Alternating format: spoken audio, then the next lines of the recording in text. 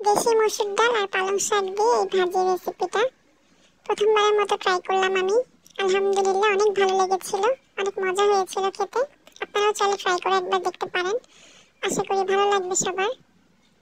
তো চলুন শুরু করি রেসিপিটা। আসসালামু আলাইকুম সবাইকে।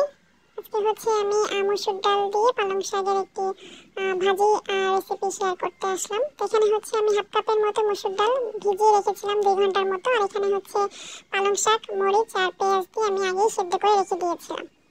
তো শুরুতেই হচ্ছে আমি ডালটাকে সেদ্ধ বসিয়ে দেব। প্যানে হচ্ছে আমি ডাল আর পানি দিয়ে বসিয়ে দিয়েছি। আর কোনো কিছুই আমি এখন অ্যাড করব না, শুধু এভাবেই আর কি পানিতে সেদ্ধ করে নেব ডালটা ভালো মতো। তো যখন অলমোস্ট সিদ্ধ হয়ে আসবে তখন হচ্ছে এরপর যে আমি হালকা হলুদ অ্যাড করলাম এবং আরও আমি এটাকে ভালো করে পানিটাকে শুকিয়ে নেব, আরও জাল করে নেব। কোনো ঘোটাঘুটি কিছুই করবো না, এভাবেই আমি এটাকে সেদ্ধ করে নেব।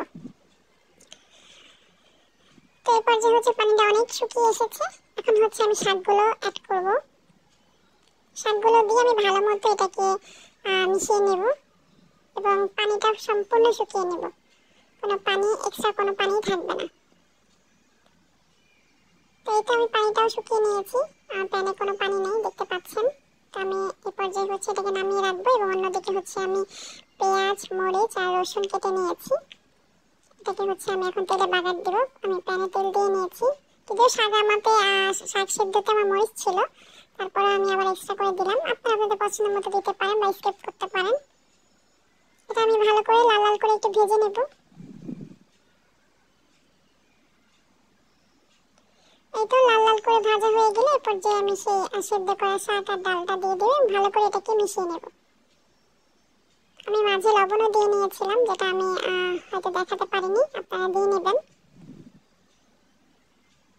এটা আমার রান্না হয়ে গিয়েছে, আমি নামিয়ে নেব। এটা আমি বাটিতে তুলে নিয়েছি।